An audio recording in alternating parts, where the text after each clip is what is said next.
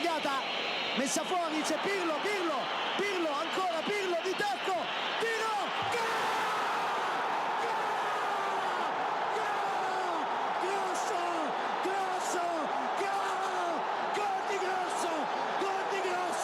gol di Grosso, manca un minuto, gol di Grosso. Hello and welcome to the Milan Talk podcast. I'm your host, Amit Paul, and sadly, it's another defeat to dissect tonight. After some positive signs in the last two games, Milan took a massive backward step with a 3-0 defeat at Verona. I felt like the scoreline flattered the hosts. I thought we did well in the opening stages. We were controlling the tempo, we were dominating possession, creating chances, albeit not doing very much with them. But it was a really, really frustrating performance and obviously result. It's a massive setback for Gattuso after things had looked like they were getting back on track in the last couple of games. But looking at the positives to start with, as I mentioned there, I felt like we were in the ascendancy early on. We showed that we were confident on the ball. Results were picking up and it looked like we were playing with that sort of wind in our sails. And for me, I just thought it was a matter of time until we found a breakthrough and come away with 3 points. But that wasn't how it played out. 3 goals, really, really poor goals to concede for me. And obviously such a heavy defeat in a game that we were expected to win is never a good thing. So that's going to be a setback for confidence and for momentum and everything that we've been trying to build. And unfortunately, again, plenty of possession, but just not enough ideas with what to do with it. And that is our downfall yet again. In terms of manager rating out of 10, I've given Gattuso a 4. I think there were a couple of really dodgy decisions to start off with in the starting lineup. I don't know the explanation for why Kalinic was brought back into the lineup. I don't really understand the decision to bring Borini out onto the left wing. And the one that kind of raised question marks for me was, yes, bring on Patrick Cutrone at half-time. That is what I was calling for. But to replace Ricardo Rodriguez, I'm not quite sure that was the way that we should have gone about it. So unfortunately for Gattuso, I've got to give him a 4 out of 10 on this occasion. Player ratings, kicking off with Gianluigi Donnarumma, I've given him a 5 out of 10. Don't really think he could have done much with any of the 3 goals. I felt like he was left badly exposed by his defence.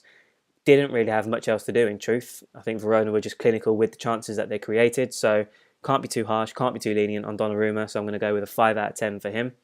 Also given a 5 out of 10 for Davide Calabria. Again, I think there was plenty of running from him. His efforts and his desire is never in question, but he has to match that with the quality on the ball, whether that's his passing, whether that's his crossing. He has to do more with it. And for me, his overall distribution and crossing into the box needs to be better. So giving him a 5. Bonucci's also got a 5. Not a particularly commanding performance from him, I didn't feel. I thought he was poor along with Romagnoli, who we'll come to next, but just didn't feel there was enough decent defending going on for the second and third goals. The way that Verona were able to cut the ball back, find their attackers and score so easily. So I think if you're looking at it from that angle, you've got to look at your central defender pairing first. And so I've given Bonucci a 5 and I've also given Romagnoli a 5. Really poor defending at times. Obviously got the booking as well, which probably hampered him in the latter stages. But similarly to Bonucci, just the defending in terms of the 2 goals, not good enough for me from the centre halves. They need to do much better, either cutting the crosses out, getting across to the danger, or picking up their man and not allowing them such an easy finish. So both 5s for me. Common theme running through the defence. Ricardo Rodriguez also gets a 5. I think Romulo posed him a lot of problems, but defensively I thought he was okay. The problem with him was I just didn't feel he was doing enough going forward, and that isn't even a full criticism that should be put on his head. I feel like with the lack of options in the box when he's trying to swing those crosses in, more often than not, he is going to find an opposition defender's head. So again, disappointing in that sense, but he needs to be absolutely pin perfect to try and find Kalinic's head. So for me, it can't be too harsh with him, but again, it was pretty disappointing. So I've got to give him a 5 out of 10. Unfortunately, the 5 out of 10 theme continues right through the midfield, starting with Franck Kessie next. In 27 appearances this season, Kessie has got 2 goals and 3 assists. For a player that gets into such brilliant positions on such a consistent basis in the penalty box, on the right flank, he gets into really, really dangerous positions, and more often than not, you know that he's not going to pick the right decision or it's going to end up in a goal. That is an area of his game that needs to improve. Yes, we can laud his battling and his tenacious sort of nature in the midfield. All of that's fantastic, and he really does make a difference in games. But especially in these games where we're struggling to find the breakthrough, we need that powerful run from midfield to kind of end in a goal to find the breakthrough. That needs to be Kessie, and I feel like he needs to do much better with his composure in those dangerous positions. So 5 out of 10 for Frank. Ricardo Montolivo gets a 5 as well. Prior to the game, I did say in my comments on Twitter that I was had a little reservation over the fact that Montalivo is playing again. He's played a lot of minutes in the last week or two in a very short space of time. I felt like he probably could have done with a rest, if anything else. So partly, again, maybe I'm looking at Gattuso, but I didn't think Montalivo was anywhere near the high, sort of impressive level of play that he was producing in recent weeks. And for me, he may have showed slight glimpses. There were a couple of occasions where he kind of burst through the midfield and cleverly kind of intercepted play and everything was good, but too many errors on the ball. There was one really, really embarrassing free kick. I don't know what the breakdown in communication was with there, but real just sort of lack of drive and invention in such a key role for Milan. So Montalivo, steady, but just not as good as what we've seen in the last couple of weeks. And I would suggest that maybe we should rotate it again and bring Locatelli back in, but he's obviously trusted by Gattuso, so we'll see if Montalivo's back in. Giacomo Bonaventura also gets a 5. Similarly to Montalivo, I think he dropped off in terms of his recent performances, and that hurt Milan, especially in this game. I think we look to him, to put that responsibility on his shoulders to be the inventive spark for us, as well as Suso and the others. But it just wasn't happening for Jack, I didn't feel. So for me, no cutting edge up front in the final third, and that was partly because of him having an off day. So Bonaventura gets a 5. Suso gets a 4. Things are gradually going to get worse, unfortunately, people.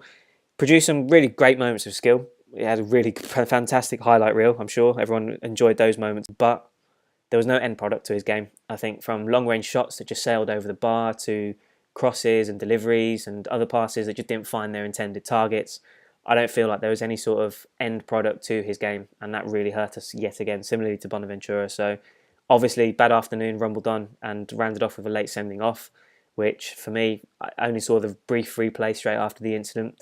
Didn't look like there was much in it, but red card it is, and unless we appeal successfully, I think that's Suso out for 3 games, so he will certainly be a loss if he manages to find his consistency and plays at a high level, as we hope he does. But 4 for Suso, 4 for Kalinic.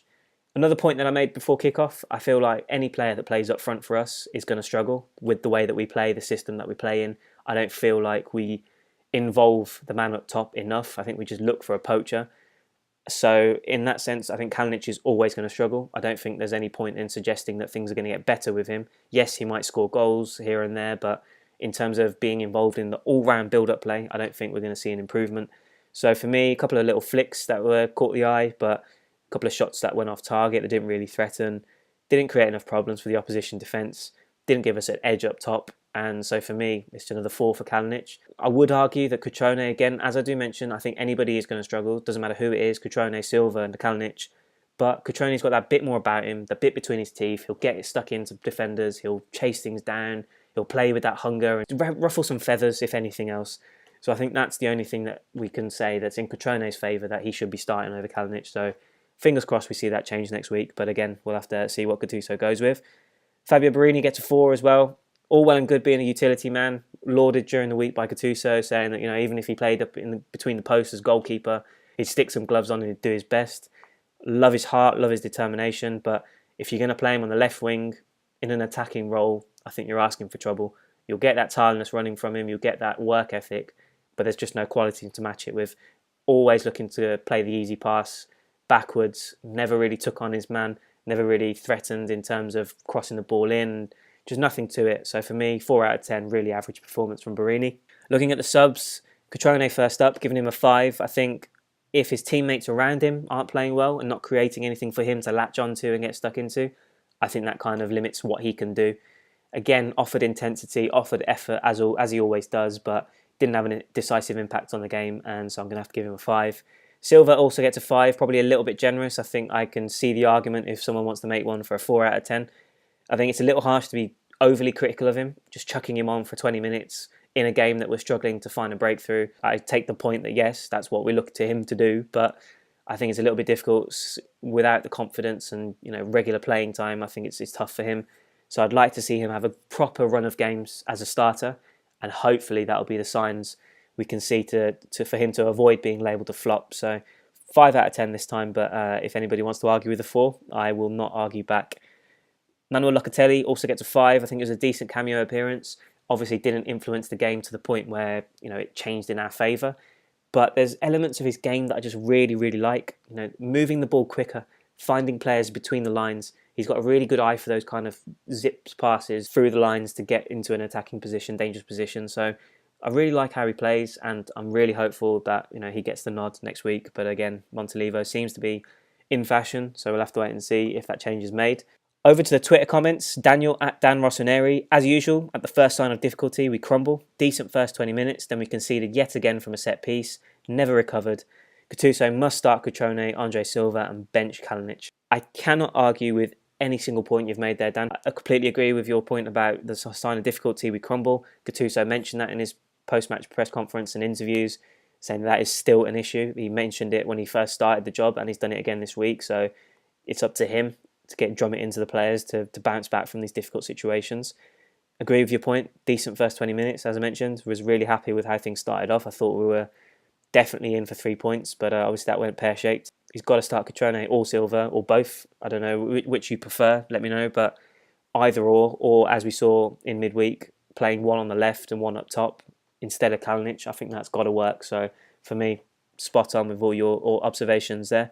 At MD Coop 3, what do you say? It's very true. It's very difficult to say anything after such a performance and result. The only thing we can say, I guess, is that we hope we can bounce back immediately and get back to winning ways. Kingsley Ofawegbu at K Ofawegbu 6. Cutrone or Silva should have started, 100%. Montolivo starting is fine. Seems like not being captain has brought the best out of him.